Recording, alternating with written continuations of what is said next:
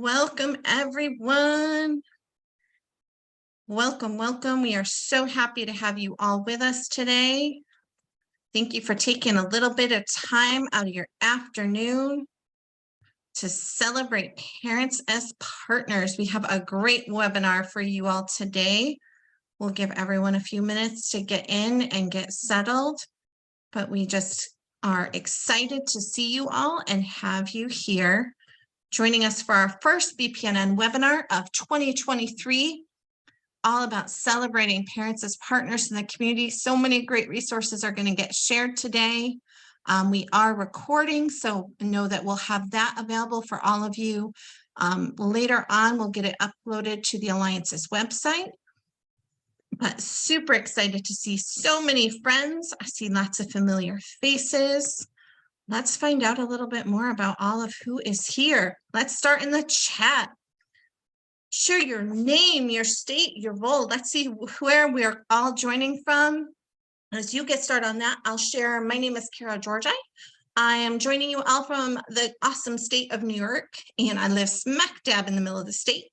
And I work with the Children's Trust Fund Alliance as the Alliance Parent Partnership Associate, a super fancy way to say that I get to help support the wonderful work that we do with parents across the country. And I'm super excited to be able to have several of those parents joining me today to be able to help with today's webinar, but we'll give it a few minutes and let everyone get settled in. I see we have Alabama represented, Oklahoma, West Virginia's here. Sandra, my awesome colleague here in New York City. Super glad to have you here. You were ready, Sandra. I saw you earlier jumping on, being ready for this webinar, because who else got thrown off by the time change? Yes, BPNN 2023 is starting at a different time this year. It's a little bit different. So you're going to want to watch those invites and registrations because it's a little bit different. I see we have some people from Virginia, from Philly, from Washington. I see you, Aaron Thomas from Georgia. So glad to have you and Eileen here. Awesome to have you here, Monica. So great to have you here as well, Ambrosia. And I love the work of the parent leaders in Washington. You are always sharing about BPNN events. We have Texas, my sister, Dee Bonick from Connecticut. I see you. I see some of our presenters here. Louisiana, awesome. Welcome, everyone. And I see Colleen is also here from Georgia. We were texting earlier. Our former facilitator, Mr. Johnny Norris, is here. Hey, Johnny, great to have you with us as well. And Gabe, so great to have you all joining us for our first webinar of 2023. We have a lot planned for 2023 for the Birth Parent National Network, and we hope to keep on growing. The biggest news that I'm excited to share is we are over 600 members strong now, you all. And we just keep on growing. We have over 100 organizations and over 500 parents now. And I encourage you, keep encouraging others to join our network. Because one of the things that I feel is important and is really vital about our network is the fact that we do this in partnership with parents. And so what I'd like to now take the opportunity to do is introduce to you our two co-facilitators. We have Jody Rogers from California is going to be one of our co-facilitators this year. She is just coming back from vacation, which is super important. So she is going to be listening in, but she'll be sharing more with us at our May BPNN webinar. And now I'd like to take the opportunity to acknowledge Chermel Mitchell from Alabama and give you a moment to say a few words. Chermel, welcome and thanks for being our co-facilitator. Well, how's everybody doing? Y'all doing good? Give us some thumbs up. If your screen's on, turn your screens on. I love to see your amazing faces. My name is Chermel Mitchell. I am a CEO and founder of A Father's Voice Matters, my organization. And I'm just so excited just to be a part of this year and just really build an authentic partnership with you guys and just get to know everybody, know how much amazing things you guys are doing. I see some faces. I see Dee, who's just amazing. So many great faces. So can't wait to get to know everybody over this year. And thanks for letting me be here. And you guys are doing an amazing job. Good job, guys. Y'all doing an amazing job all over the states. Thanks so much, Trammell. We are excited to have you here and helping to elevate that father's voice. It's so great to really emphasize that. And you're going to all be seeing that carry on throughout all of 2023 because it's something Trammell and our network has been super passionate about and elevating, that we need to make sure the father's role is really elevated. And as I shared, Jody is going to be sharing more throughout her time with us this year as a co-facilitator. One of the things that I think is unique about Jody is she is also a member of our Birth and Foster Parent Partnership and has been a huge strategic partner in that work. And so I'm encouraged to see all of the work that the parents across the different networks that the Alliance supports coming together to really amplify the work that we're each doing and the work that we're doing collectively. And today's webinar is really going to be the first start to kind of highlighting some of that. And so I know we have a great agenda. And Trammell, I'm wondering if you want to share what we're going to be covering today with everyone.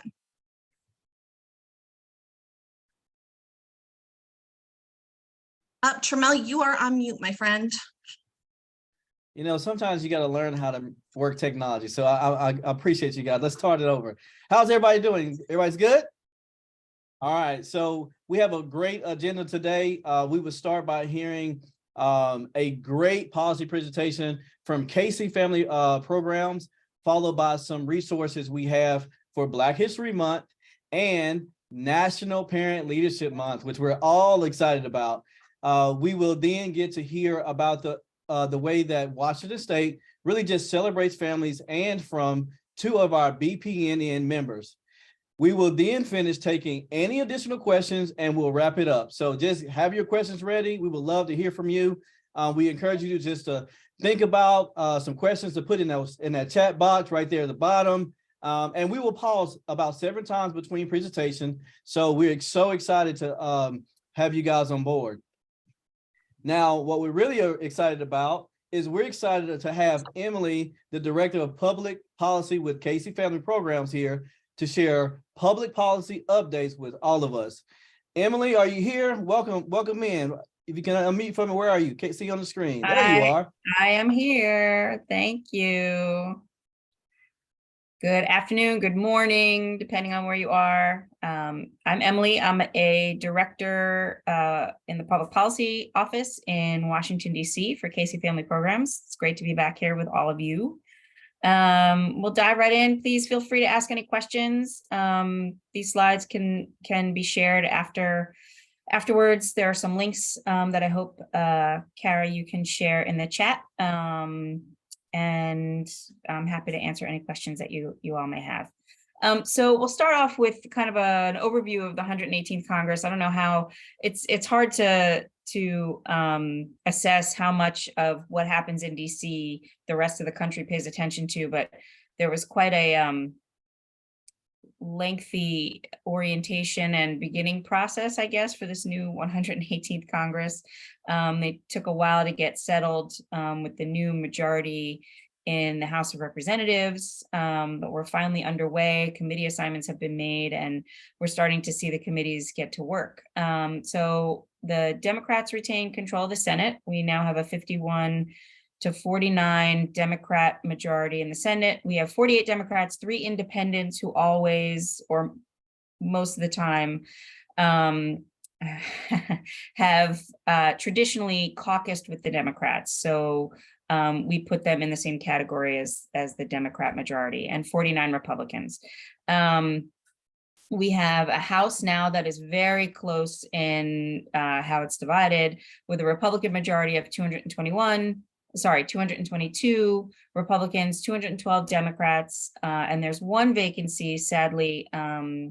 Don McEachin, a representative from Virginia, who I actually worked with at the state level when he was a representative in the state legislature in Virginia, he passed away.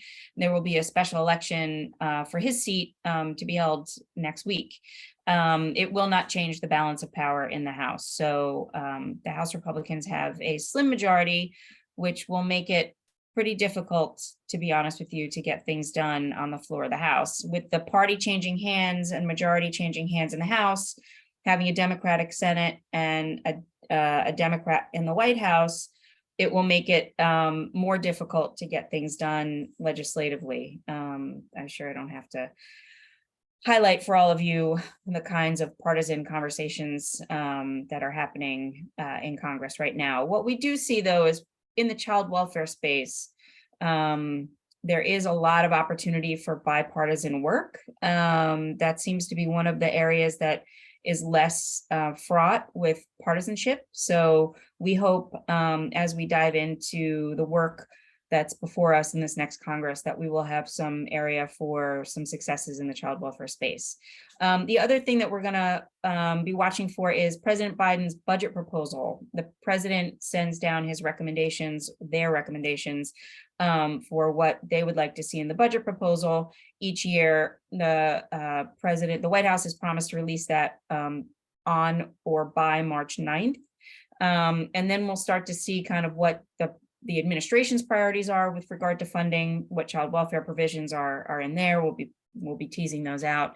And the House, we'll see what the House majority puts forward in their funding. All funding for the federal government begins in the House, which is why it's critical who is in the majority in the House and where their priorities align with regard to the president's priorities. So I don't need to, it probably goes without saying that there will be quite a bit of daylight between what the president proposes and likely what Republicans in the House will put forward for votes on the House floor. So we will see once that is proposed. Next slide, please.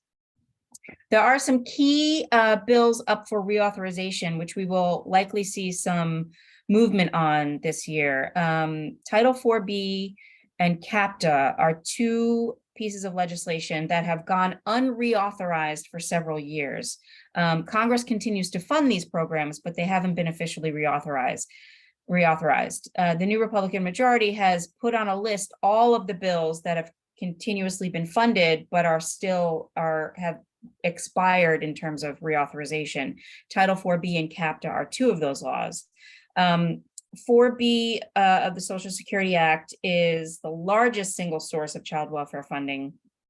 And it includes all the prevention services. I'm sorry, that's not right. Title 4E is the largest single source of funding for the child welfare system. And we'll get to Family First in just a second. But Title 4B, Title 4E, and CAPTA make up the broad array of child welfare funding that we see across the federal government. And states use a combination of all of these funding streams to support their child welfare programs.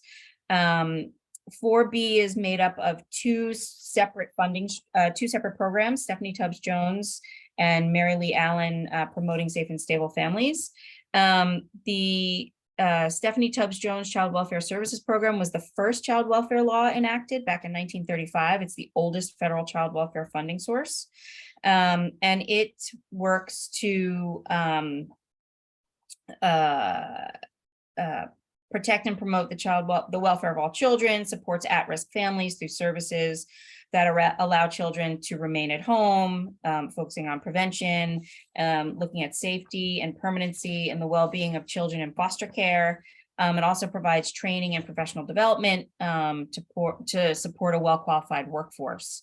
The Mary Lee Allen Promoting Safe and Stable Families program was enacted in 1993, and that also provides funding for family prevention services, preservation services, support services for families to ensure that families can stay together when possible, family reunification services, and there also are funds included in this program for adoption support services. The two programs have separate historical origins, authorizing legislation, state plan requirements, and allocation methods and funding levels, but they're really focused on, they share an overarching purpose, which is to support and strengthen and preserve families so that children can remain safely at home and out of the foster care system.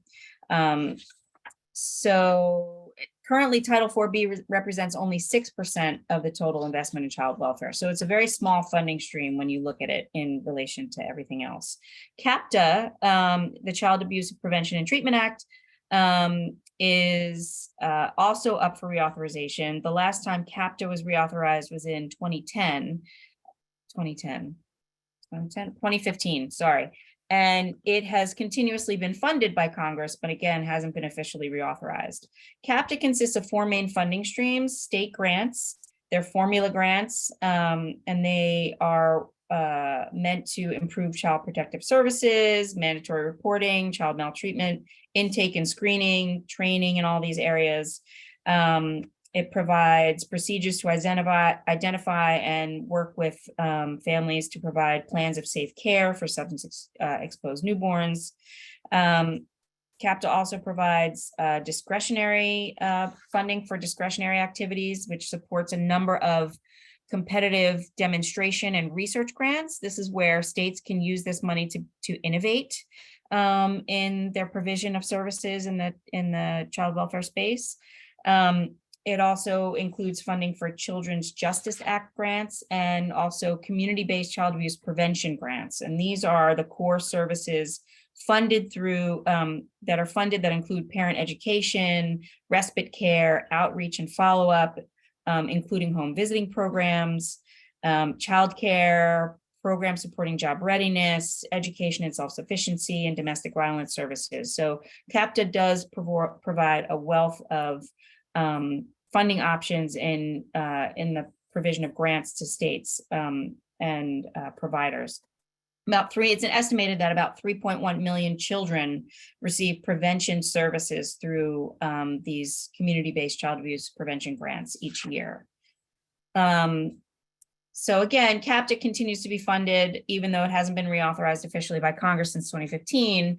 There have been several updates in the last 7 years to CAPTA as refunding has, continuous funding has occurred, including the passage of the Support Act, which we have heard from folks in Congress will also be up for reauthorization this year. And the Support Act addresses the opioid epidemic and provides areas for treatment, prevention, recovery, and enforcement. This is where we see a lot of innovation in the plans of safe care and services provided. So we are watching this very carefully. The committees that reauthorize child welfare funding, it's the Ways and Means Committee in the House.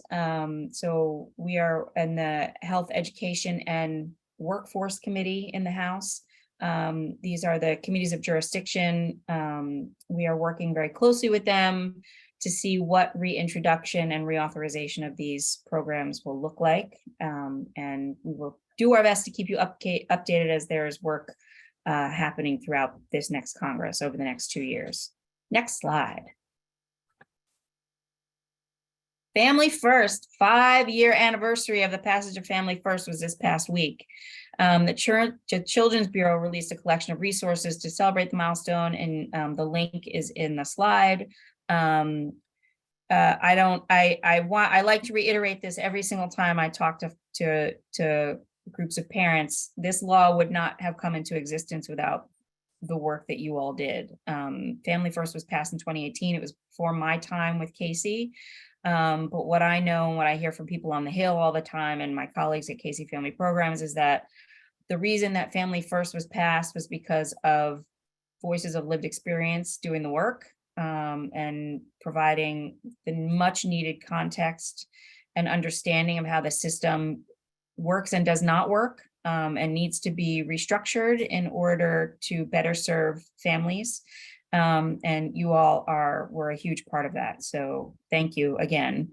Here's an update of where we are with plans, the approved plans, submitted plans. We are now at a point where only 6 states have not submitted plans.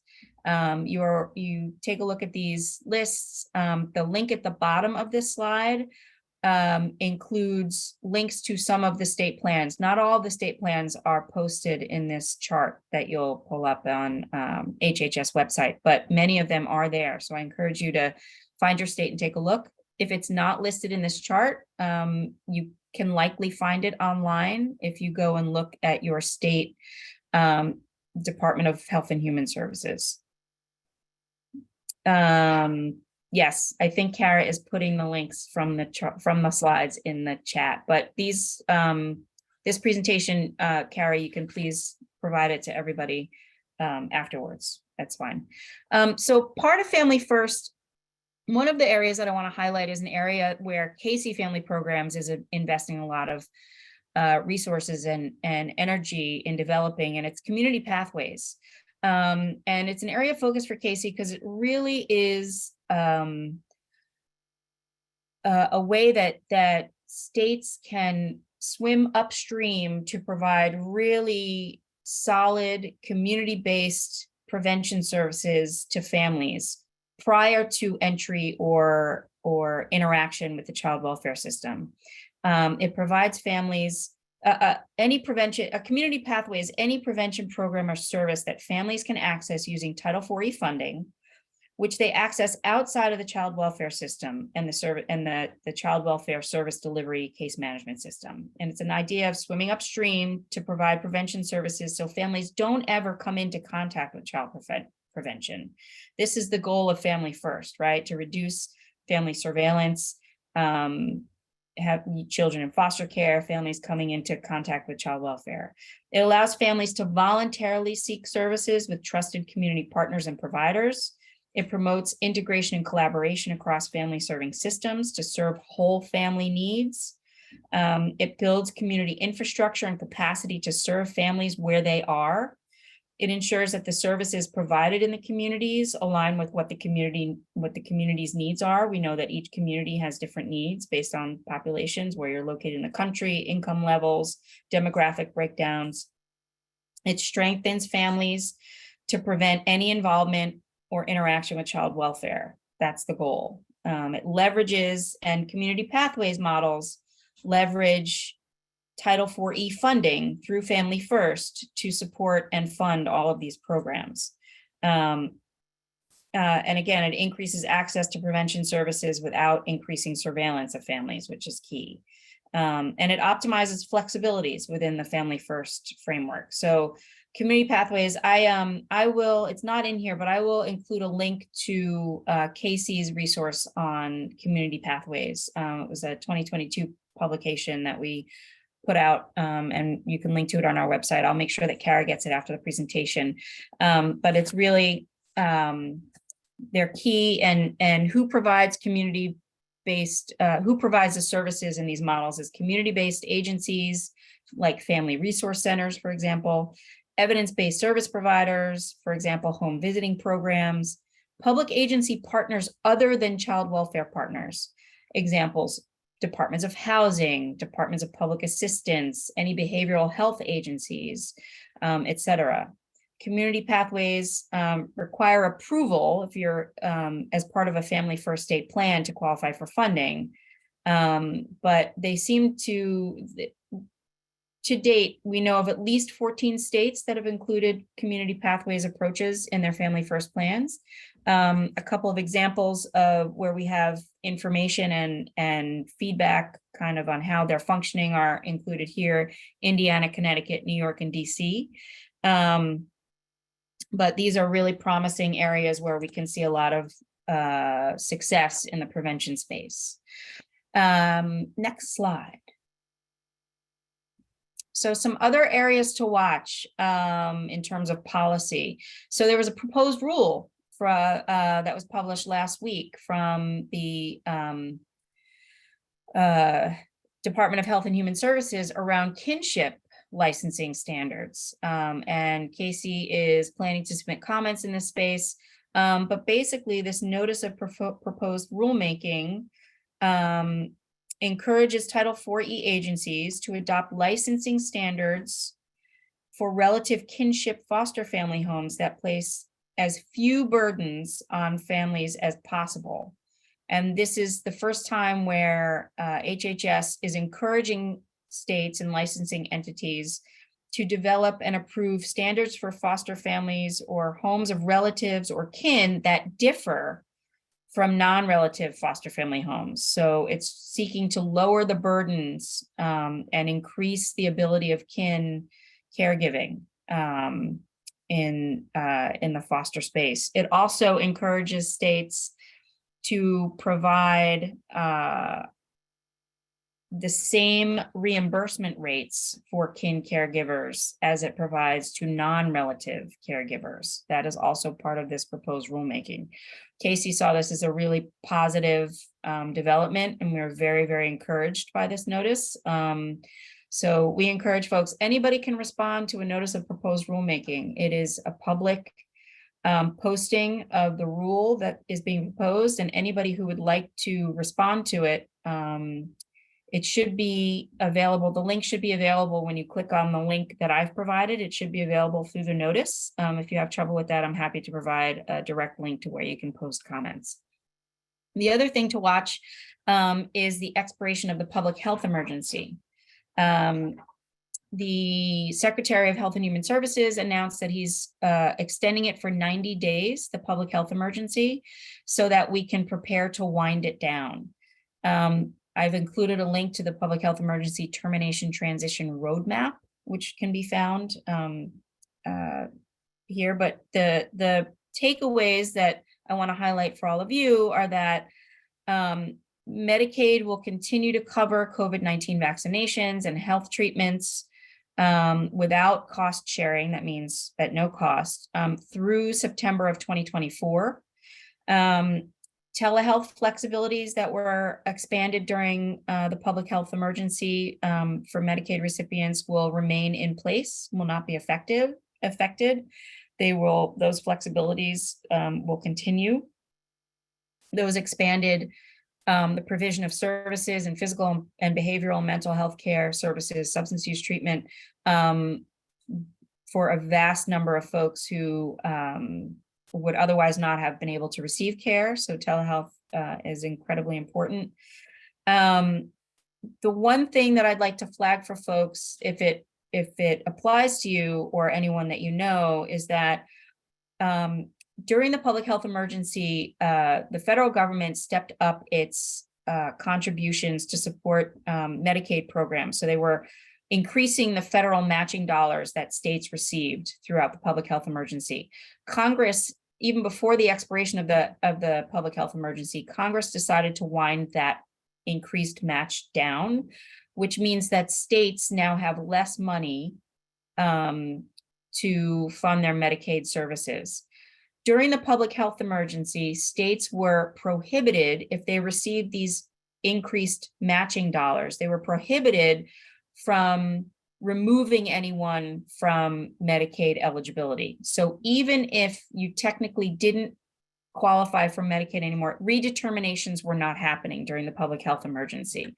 So nobody lost coverage through Medicaid. What is happening now is that because these federal matching dollars are being drawn back and being reduced back to their normal levels, states are starting to do Medicaid redeterminations, which means that folks whose addresses are not updated or whose beneficiary roles are not updated, folks who are on Medicaid and receive Medicaid benefits need to ensure that their address and contact information are all updated in the system, so that when Medicaid reaches out to redetermine your eligibility for benefits, they will reach you and not remove folks from the rolls erroneously. So my call to action for all of you is, if you know folks, or if you yourself or have family members who are recipients of Medicaid, please encourage everybody to ensure that their contact information, address, phone number, email, text messages, all of that information is up to date and current with Medicaid, so that when they go to do redeterminations, they don't remove folks from the rolls simply because there was no response to the inquiry, or they can't reach somebody or find somebody. The last thing that I will flag, which is not here because it is very recent, President Biden issued an executive order yesterday. He signed another executive order around racial equity. I will provide the links to Kara to share with all of you. In his first day in office, President Biden signed an executive order advancing racial equity and support for underserved communities. And he tasked, which provided a mandate basically for every Yes, actually, happy Black History Month. I should have led with that. So thank you very much. He signed the executive order on his first day in office. He signed this, which basically directed all federal agencies to assess their ability to provide to advance equity at the federal agency level. This second executive order was meant to enhance the first one, to build on what agencies had already done, and to increase the mandate for federal agencies to implement equitable principles, program, service provision across the board, across the federal government. I just want to highlight that because Casey, in all of the work that we do, we lead with a lens of equity around reducing disparities for folks involved in or at risk of being involved in the child welfare system and foster care. And so seeing the administration lead on advancing racial equity at the federal level is something that we really like to see. It will enhance our ability to collect data. It will enhance our ability to serve underserved populations, increase healthcare, support services, prevention services, et cetera, as long as there is a federal mandate to do it, and backing by the administration to ensure that racial equity is at the top of everybody's minds as they're implementing programs and services, funding, and everything else across the board. So I will end there. I'm happy to answer questions, and I'll provide the additional links that I mentioned as well. Well, thank you, Emily, for just being here and sharing all these updates. This is such informative for us. And I did see some questions in the chat. I'm going to pull it up real quick. One of the questions was, has the USVI submitted a family first prevention plan? Is this requirement the same for territories? So they have not submitted, because if they're not on the list, which I don't think they are, I only listed the states that have not submitted. So yes, so Puerto Rico submitted, US Virgin Islands has not submitted yet. Is it a requirement if they want to receive family first funding, Title IV-E funding, and for prevention programs and services, then they will have to submit and have their plan approved. So it works the same as approval for state plans. The funding allocations for programs may be different because it's done on it may be different for territories based on what the programs and how many folks the programs serve. But again, they have to have a plan if they want to draw down $4E dollars for prevention. All right. Do we have any other questions? Give you a couple seconds if you want to put something in the chat.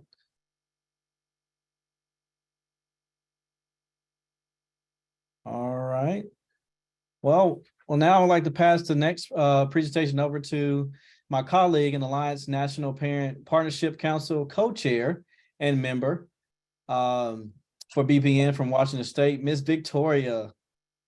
Hello, everyone. Good morning or good afternoon, depending upon where you are.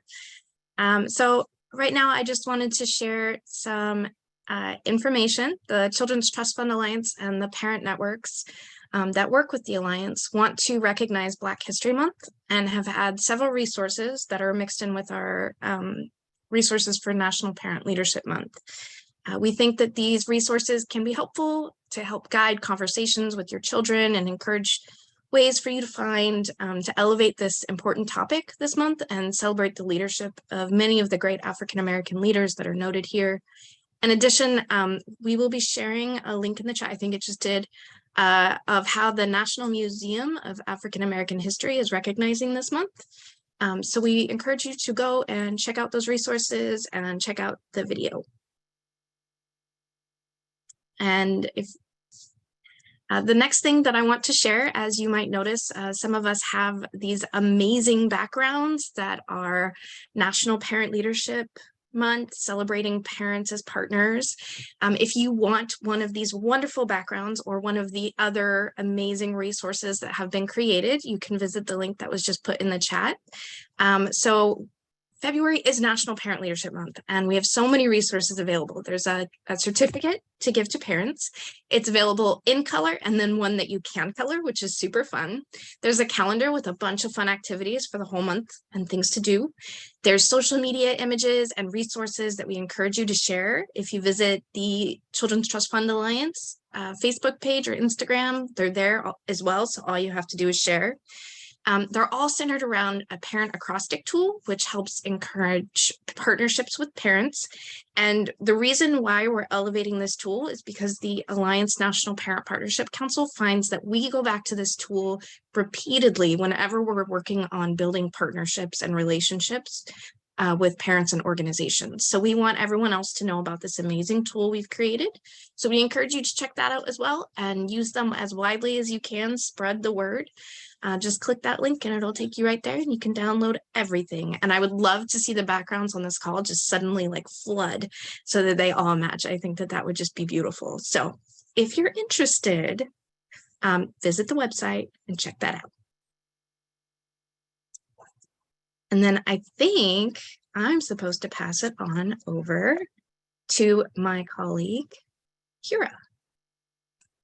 Hi, everybody. Can you guys hear me okay? Perfect. Yes.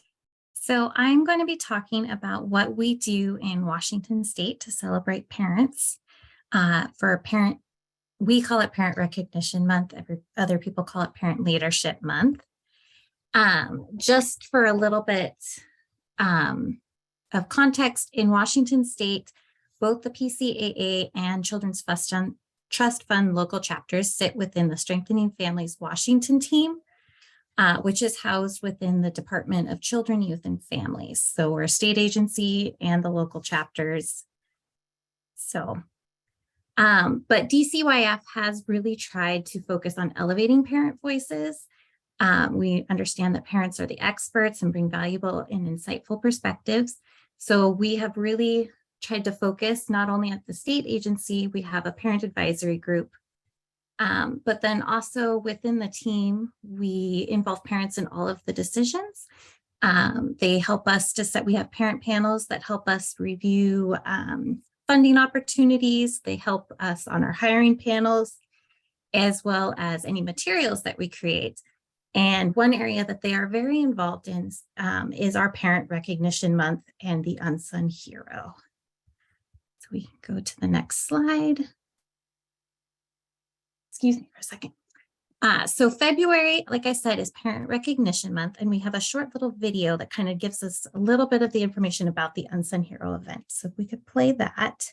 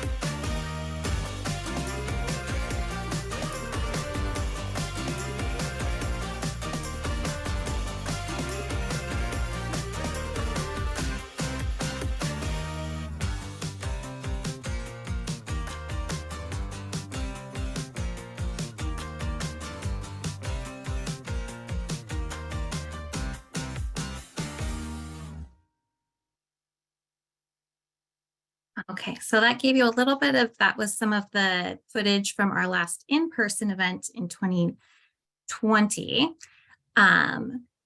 Over the years, we've celebrated over 300 parents, caregivers, and community members. Part of what we do is we partner with Seattle Child's Magazine, who runs the nominations online of all of the honorees.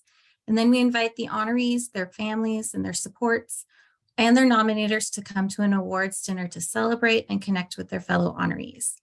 There's a wide variety of honorees each year. We have foster parents, we have parents who have worked to make things more inclusive for kids. We have heroes that have started diaper banks in their communities that are involved in engaging fathers.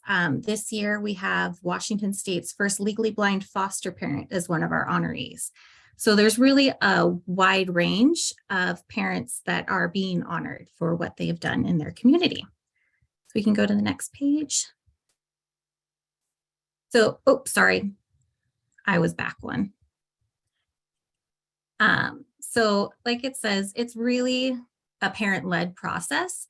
We have a parent panel that reviews all of the nominations, and they are the ones that do the selection of the honorees. We have 28 each year, except for a leap year where we have 29. Parents are then invited to come to the awards ceremony. They help volunteer. They just help enjoy the event.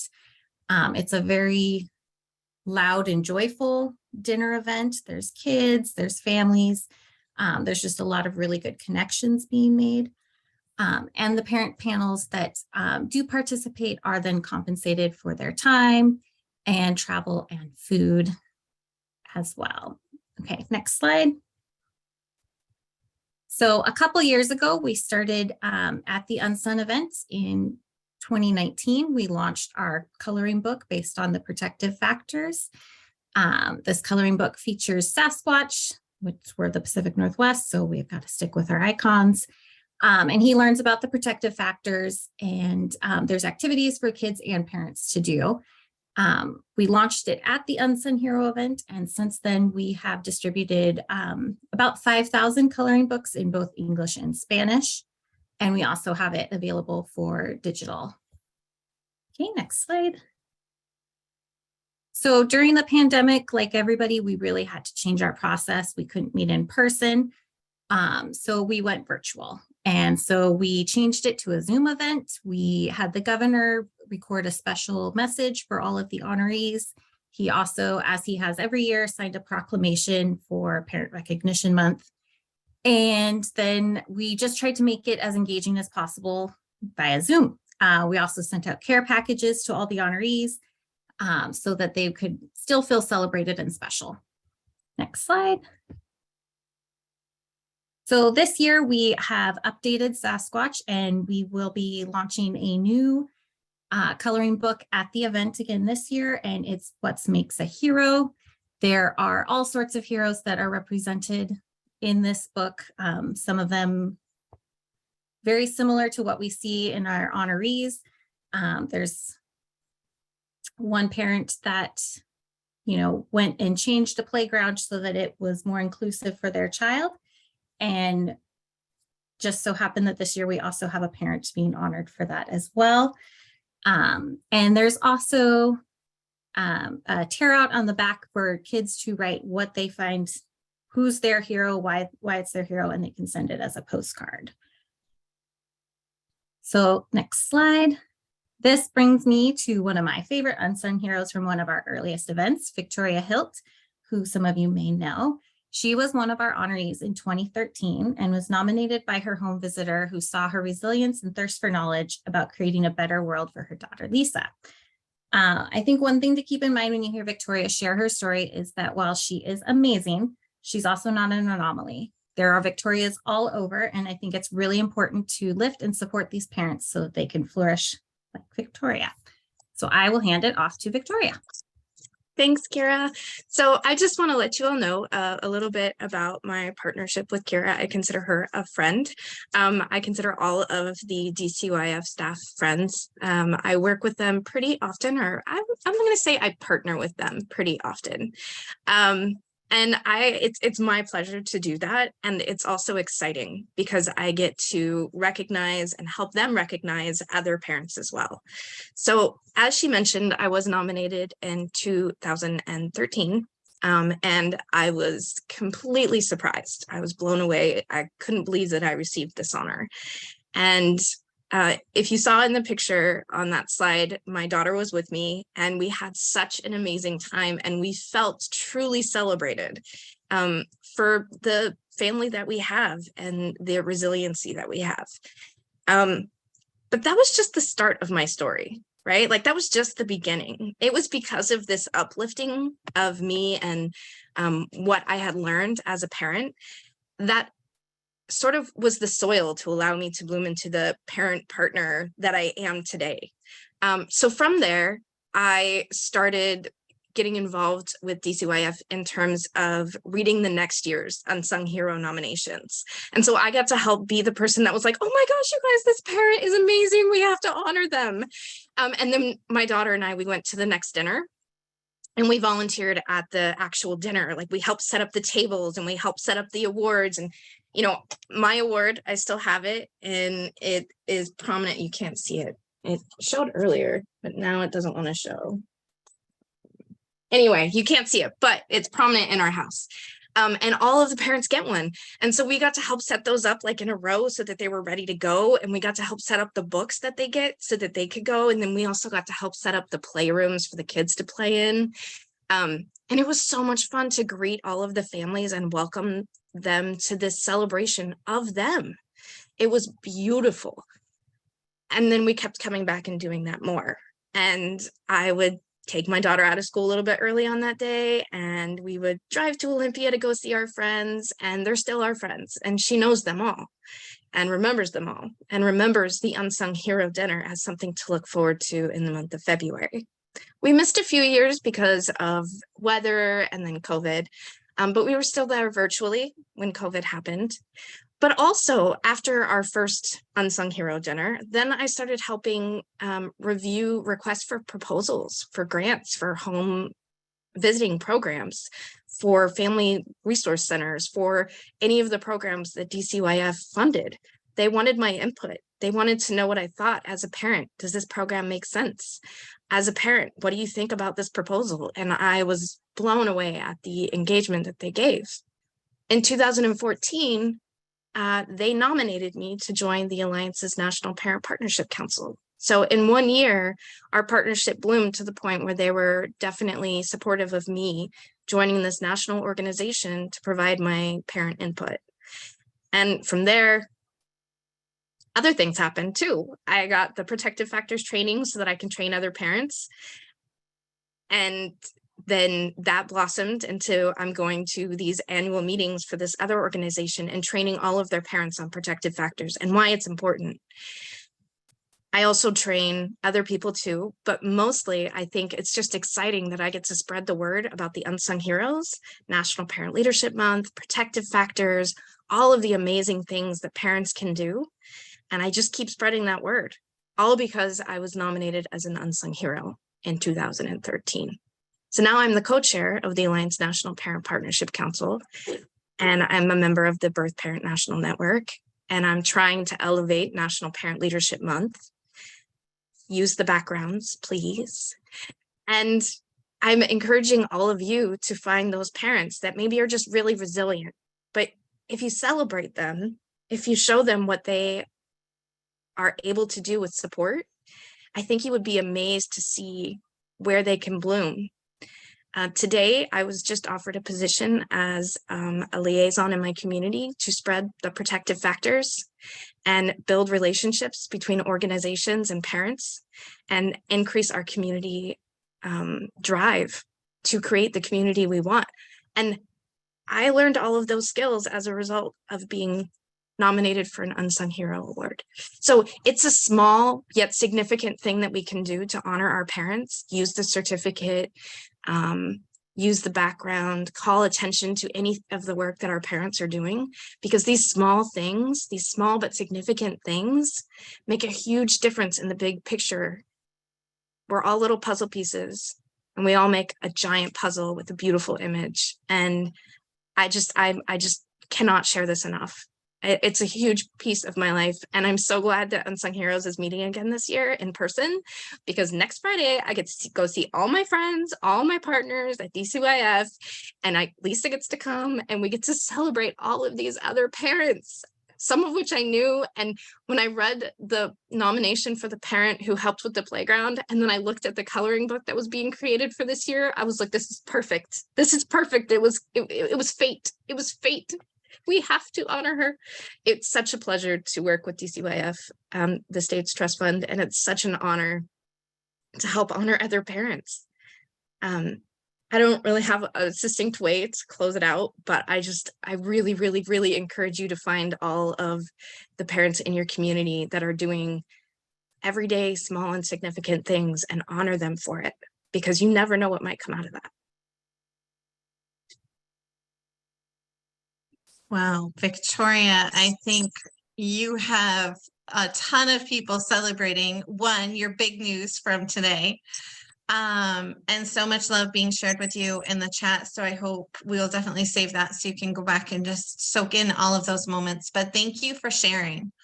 And I think your story and Kira, what you shared about the work that's happening in Washington is really our theme that was chosen for this year's National Parent Leadership Month, about the importance of what thriving communities can really look like and what it takes to be a partner. And I think that's the key of how do we find those opportunities for partnership.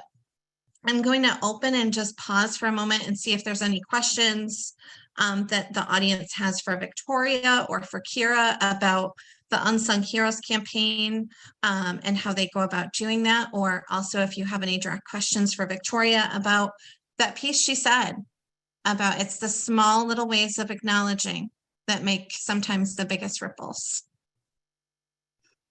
I just want to jump in really quick. I don't have any questions. I just have a comment for Victoria. Victoria, I just want to thank you and tell you that you touch my heart every time I get the opportunity to share space with you and to work with you. And I just really wanted to take a second to thank you for being just exactly the human that you are, because you inspire us. I know you absolutely inspire me every single time I'm near you. So I just wanted to highlight you today and thank you for your open heart and your vulnerability. Thanks, you. Jody. We're doing the feels thing.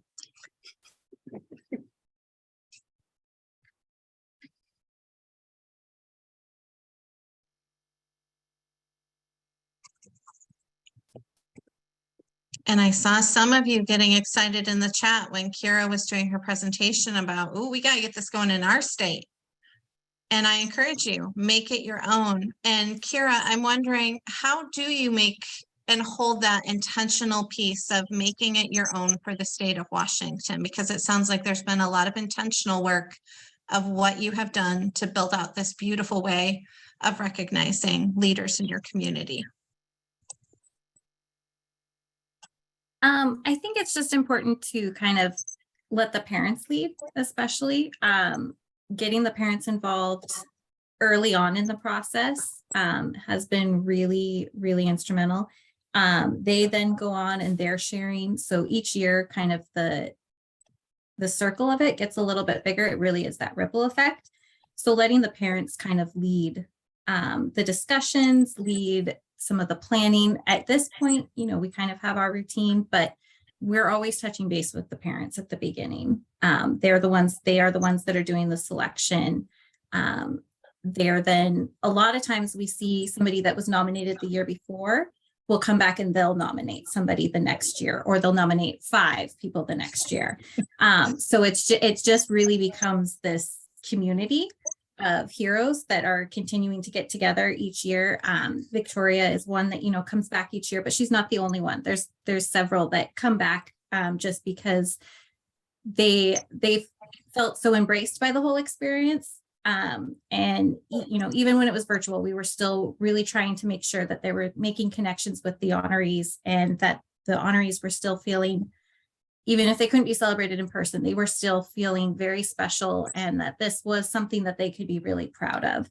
So just kind of keeping that at the center of it, I think, is important. And then adding your own spin. I love that. And then I'm wondering if one or both of you could speak to the piece. And to be honest, you all, we were kind of discussing it before we all started.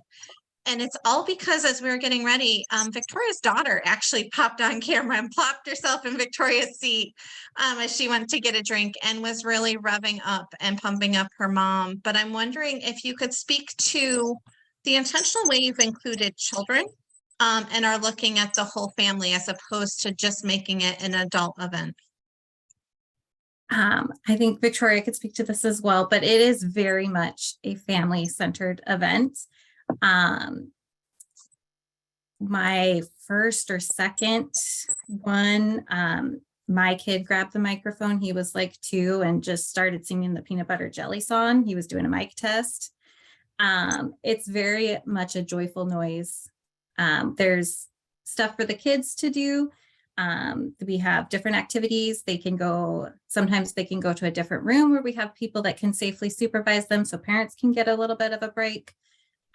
There's stuff at the tables. I mean, the tables themselves are just colored with coloring so that they can be coloring the whole time. There's little fidgets and activities. There's no hushing. Nobody hushes the kids. We also understand that sometimes it's too stimulating for kids. There's going to be meltdowns, and it's okay. And we let the parents know that at the very beginning, that their children are welcome there and are being celebrated as well, and to never feel like you need to be quiet or anything like that. It's just a very joyful, happy event where kids, parents, everybody is celebrated and allowed to come exactly how they are in that moment. I don't know if I you would, wanted yeah, I would wholeheartedly agree. So one thing that I absolutely have to say about partnering with DCYF is that they really embrace parents as they are, however they are. So what I mean by that is if I need to bring my daughter with me in order to participate, she's at the table because if they want me at the table. And in the same way, we're celebrating families, and part of their families are their kids, wherever they are at developmentally and age and wherever they are. And so at the actual dinner itself, I think kids are kids and we appreciate them wherever they are. And honestly, they add to it. Singing the peanut butter and jelly song, Lisa sang the ABCs for my check one year. She was very little. And that's one of like the key memories that I have with one of the staff of DCYF is her holding Lisa up so she could speak into the mic and test it. I mean, these are like lifelong memories, and there is no shushing. There is no like, oh, be on your best behavior. It's like, celebrate. That's what we're here for. It's wonderful to be able to hear. It's also wonderful to hear the children laughing. That's one of my favorite parts of it, is hearing them laugh and giggle down the hallway. It's a little distracting, but it's also embracing, because that's what family is. And that's really what I would say is it's all about, is accept the families wherever they are, however they are. I love that. And thank you both so much for all you do. And just for those little nuggets, I know a lot of people have really appreciated all you have shared, and I appreciate you both being a part of our presentation today and talking with us a little bit about what we can do as we think about celebrating parents as partners. Now I'd like to take some time to transition to another one of our awesome parent leaders in the Birth Parent National Network.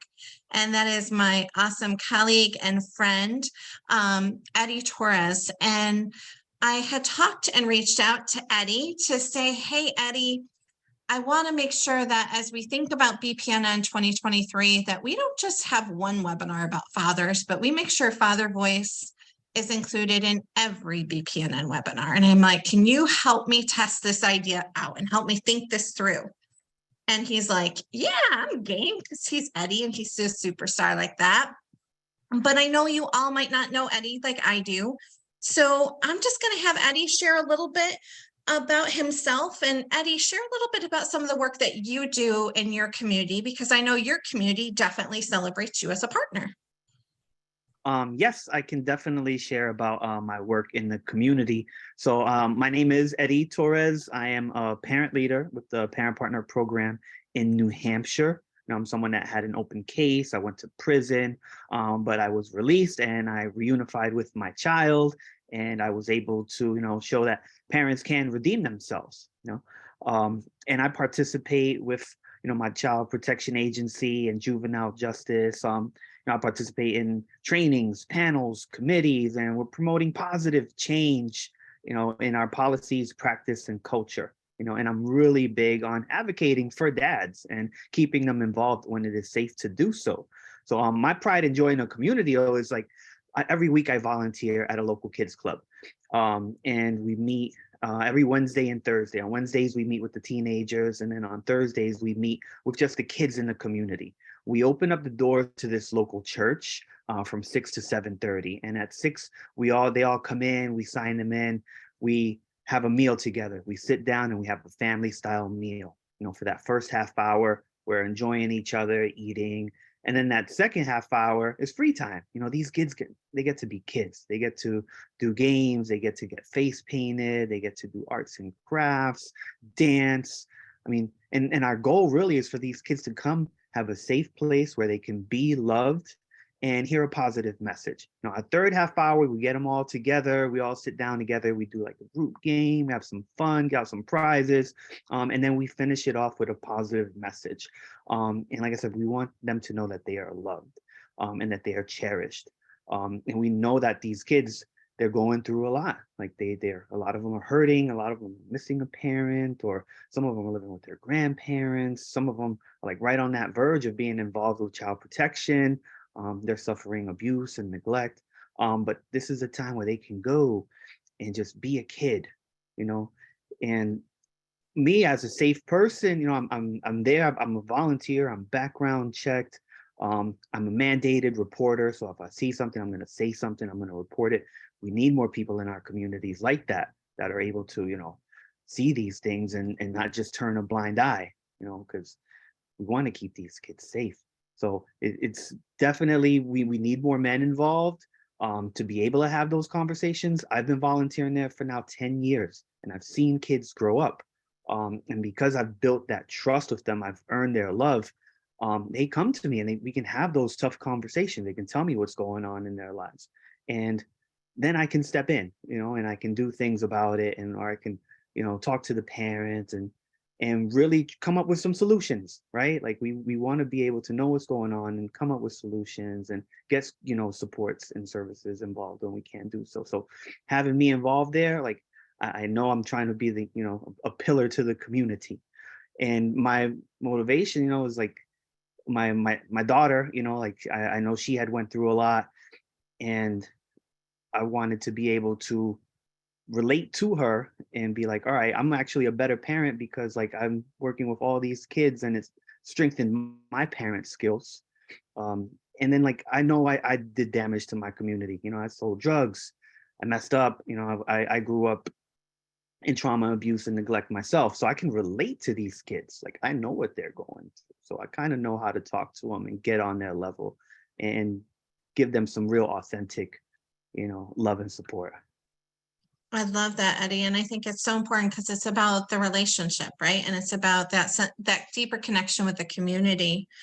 And as you were talking, it had me really thinking about what could all of us within the network, whether we're male, female, no matter what our gender or our role is in the community, what could we think about when we think about engaging and partnering with fathers? What should be some of the things that you would have us think about? So we definitely have to make it more than just marking off a box on the checklist. We say we're doing it, but are we doing it? Like, is it meaningful? Is it authentic communication?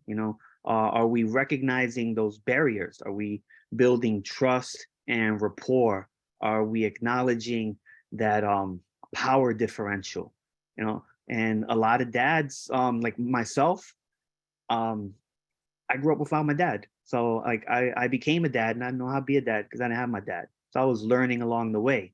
And I don't know how to ask for help. A lot of men don't know how to ask for help, but now I know that asking for help is a sign of strength, right? It's okay to ask for help. And a lot of people are fearful, like I know I feared systems. I feared getting help and support. And I wasn't the best communicator also, and then we also have to like acknowledge the impacts of historical, institutional, cultural, and structural bias on our policies, practice, and decision making. I know myself, like I wasn't always included, and if I was included, it was just like, just checking that little box off and saying that they did it and not really following up with me or not making sure that I understood what was going on. And we have to know, like, not all people are equipped, but that doesn't mean that they can't be equipped and that they can't learn, to be a dad or to be the positive person that they need their children to have in their lives. I know me, I wasn't equipped when I got out of prison. And when I started participating, I actually learned about my trauma and learned about all the things that happened to me. And I started doing work, I started doing some therapy, I started getting some counseling, and then I started breaking all those chains, those generational chains. And then I became a stronger parent and I had a stronger voice and I was able to really make more of an impact and then be that person that my daughter needed and that the kids in my community need. So true, Eddie. And I know so often you talk about the kids and the community and you talk about that important piece. And as we all know, children are going through a lot and growing up alone is a lot. And added on just some of the current things going on in society and in culture, and they're just trying to figure it all out. How do you see males as having this unique role in supporting kids with all of that? So with my experience with a lot of these kids that they don't have, their dads involved or male family, they yearn it. They want it. In my community, like, I'm known to many kids as Uncle Eddie, even Pastor Eddie. They're all like, and they're so, like, when they come on the days that we're open, they look for me, because every time I see them and I greet them with a smile. They know that my motivation is to be there for them and to make sure that they're doing well, to listen to them, to, hear about how they're doing good. Because I'm not that person that's going to tell them to shut up or, like, I don't want to hear it, go do something else, get out of my way, you're bothering me. Like, they really want to be heard. They want to be seen. They want to be valued. And I will listen to them and their interests and talk to them about it. And I understand all those struggles that they're going through, but they deserve to have their voice. A lot of them, there's a stigma, shame, anxiety, depression that they're going through. And a lot of it has to do with, missing a parent, missing a dad. So I will say, like, our kids need mentors. They need positive role models in their voice outside of teachers and school, because when they look at a lot of those people, like, oh, you're paid to be here, like, you're, they don't think they're authentic all the time. So for me, being involved every week, I develop that trust and I earn their love. And for me, it's like, it's priceless, because I give my time, I give my finances and resources when I volunteer, but what I get back is so amazing. I get the love from these kids, and man, it just fills me up with so much love. And I know my daughter is proud of me, all the work that I'm doing. Let's see. So I want to add to that, right? So, like, with these kids, yes, they're struggling, trying to figure things out. And I listen to them, right? And when I hear that they're having a graduation or that they're going to prom or to a dance, I'll ask questions like, do you have an outfit? Do you need a haircut? Like, are there things that you need? Identifying their needs, and I've taken a lot of kids, a lot of boys to go get haircuts. I've taken them to go get an outfit and then take a picture, and that means the world to them, and I don't ask for anything in return, so they know it's authentic. And most of the time I just tell them, hey, because when you get older, you can do that for someone else maybe, and keep our community strong. And I love doing that, because I know I'm supporting a kid and then encouraging that contact, because when they get older, if they're struggling or something pops up, the conversation I usually fear the most is like, oh, I'm pregnant, or something like that. And we have a lot of teens that, are still dealing with pregnancy and issues like that. And I know how to support them. I know how to have that conversation with them and, to help them get through it. Because a lot of them feel alone, and they shouldn't feel alone. Wow, thank you so much for that, Eddie. And it just has me thinking about the ripple effects of the investment of the time and the truly showing up and the investment in the partnership, that you're just there to give them that smile, that love. And it has me thinking about the theme about thriving communities that we're celebrating this year and how you really have a passion for this. But I'm wondering if you could specifically speak for everyone today a little bit about what's important for incarcerated parents when it comes to thriving communities. Ooh, so a lot of times I hear that question like, where are the dads? Where are the, where are they at? And sadly, sometimes they're locked up or they've been deported or, they're maybe being alienated. Parental alienation is real, or there's something going on, and it could just be that lack of communication, or not being involved for a dumb reason. Who knows? But dads need to know how important their roles are, and they need to be included and involved when it is safe to do so. These incarcerated parents, they should be encouraged to stay involved in their children's lives when it's safe. I think it's like 97% of incarcerated males are there for charges unrelated to like child neglect and child abuse, and there should be no reason for them like not to be, involved. The notion that their kids are better off without them, that's just not right.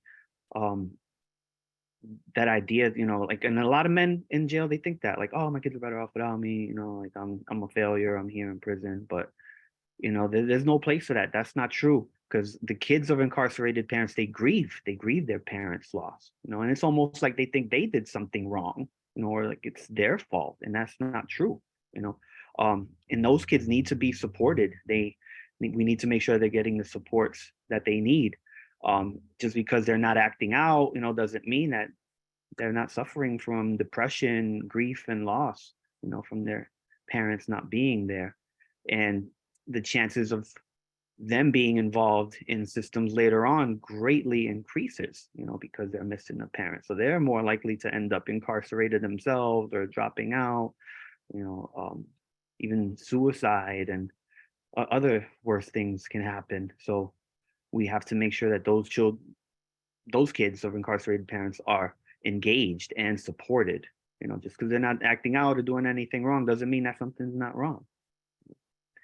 And the other thing I also wanted to talk about is recidivism.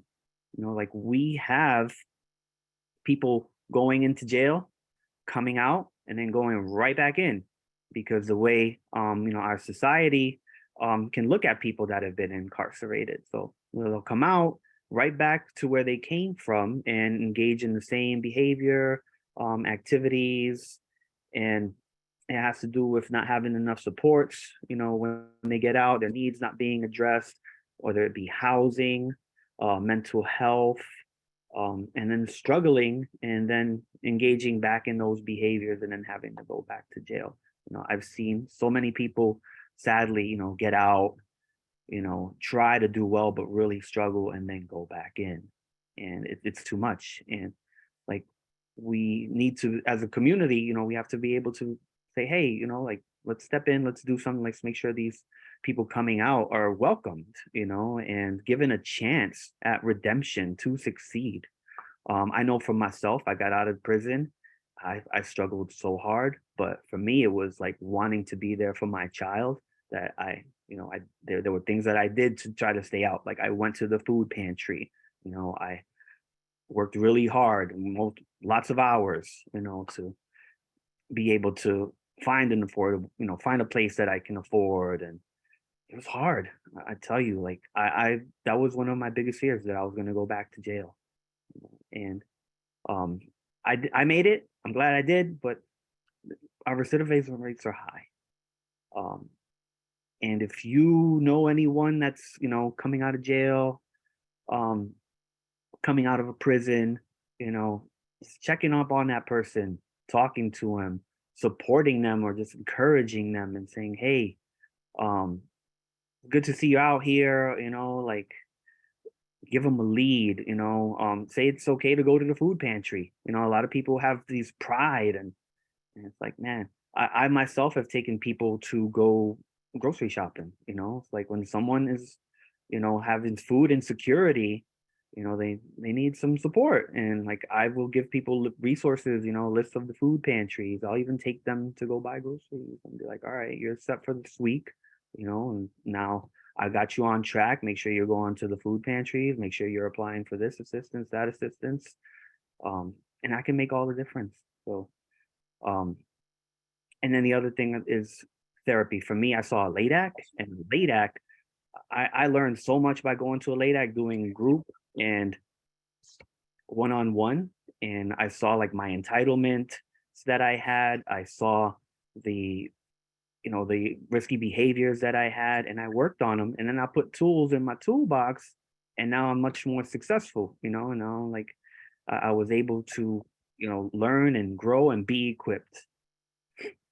Absolutely. And Eddie, you have grown in so many ways and share so much of what you have learned along the way with others so that it feels like truly somebody coming alongside and kind of taking your hand to be there with you. And I just appreciate that about you. And as we get ready to close our time together, I know you love to make sure that there's always a call to action, right? Granted, you have already given us many, but I know you like to say, team, here's our charge. Let's go forward. What would you like to leave with everybody today? So I got involved because I was invited. There was a permanency worker that knew my story and knew, that I was working in the community. And she said, you need to get involved in this program. And I got involved in the program, and I shared my voice. I found my voice and how important my experience and my story was. And the impact by sharing it, had on our workforce development. And, not only am I, by sharing my story, not only was I able to like find that road to healing and to redemption, but I became like an esteemed colleague, to my child support, my child protection agency, juvenile justice agency, so now they call upon me to talk to dads. So, we have to identify these parent champions, to become involved in our amazing movement here. So invite the dads, invite moms, foster parents, staff, allies, community stakeholders to be a part of our wonderful movement that we have here. And please give dads hope, give them hope for their kids to have hope. Like, we have to keep them involved. Dads matter. We have to try to keep them involved in their kids' lives, for the best interest of our children and families. Wow, Eddie, I can't thank you enough. I hope you see all this love that is pouring to you in the chat.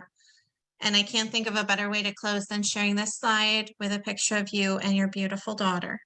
And I know she is watching down on you and is so proud of her dad in this moment, of how he's creating ripples, not only in your own community, Eddie, but nationwide, with your work that you do through the Birth Parent National Network and other activities that you're involved with. I know we shared in the chat a link to the news article that highlighted you, and I just can't thank you enough for really elevating the importance of a father's role and some really key points as we think about this theme of thriving communities celebrate parents as partners. Thank you so much for your time today. And thank you everyone for being with us and hearing these different stories from our network. I encourage you, keep us informed of things that you're doing. That's why Victoria and Eddie are here today, sharing their stories. We know what they were doing. We've heard their stories several places, and we want to keep the stories of what you're doing and give you those moments to elevate you all within the network, to spark the ideas of different things you could be doing. That's why we hear those public policy updates from Casey to help us say, well, what's going on in our state? What's going on for our community? It's why we share the resources on the Alliance's website, so you have tools to use so that you can customize them. In addition to all of the things that you have already heard and had shared with you today, another resource that we have for you all is Family Voices United. It's tied in with the Family First Prevention Services work that has been happening for years, and Emily gave us a great update. But what's unique about Family Voices United is it truly is a partnership of lived experience voices coming together to elevate different topics that are important for systems to hear as they're rolling out Family First in their states. I encourage you, if you haven't explored the website, to check that out. That's also when you get the email blast from me that says it says share your perspective. This is what it's tied to. And I know you get quite a few of those, so I try to distinguish them. But share your perspective is always going to be tied in with this work of Family Voices United, and is a great opportunity for you to share your voice, because they do spotlight different voices and lift up those. And then those are tools that you can use within your community. If you have any questions about how to access those or use those, please let me know. I'd be happy to help point you in the right direction if there's something specific that you're looking for. But as we get ready to close, a couple other things to share. Caring conversations are still happening. It's a great opportunity for the parents and other partners in our network to come together every Monday, hear great information, connect, network, and grow. We have one coming up next Monday. I invite you to join that. The link will be in the chat if you want to register. Our next webinar coming up on May 25th. Note the time for this. We have changed the times a little bit because our reach has grown. And so we are trying to be a little bit responsive to our West Coast friends and not have them jumping on a webinar as they whirl out of bed in the morning. So note that May's webinar will start at 3 p.m. Eastern, 2 p.m. Central, 1 p.m. Mountain, and 12 p.m. Pacific.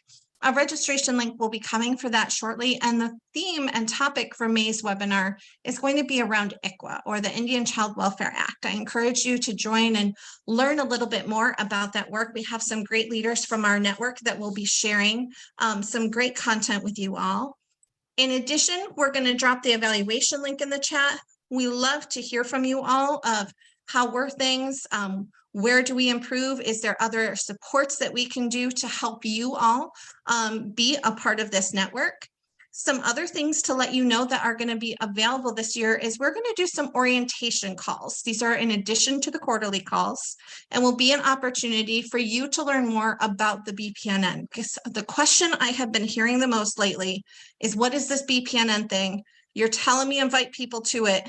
I need more language, Kara, help. So we are going to respond to that with having these orientation calls to give you an opportunity to learn more about why be a part of this Birth Parent National Network. How do we keep growing this network strong and be a resource for one another, sharing tools, sharing information. I encourage you keep sharing our application to join the BPNN with other parents or individuals or stakeholders that might be interested in becoming a part of this movement and being a part of how do we truly have thriving communities that celebrate parents as partners. I thank all of our presenters today from the bottom of my heart for your time and energy. I really appreciate you all being here, sharing your stories and sharing your amazing work with us. And I look forward to the continued partnership ahead.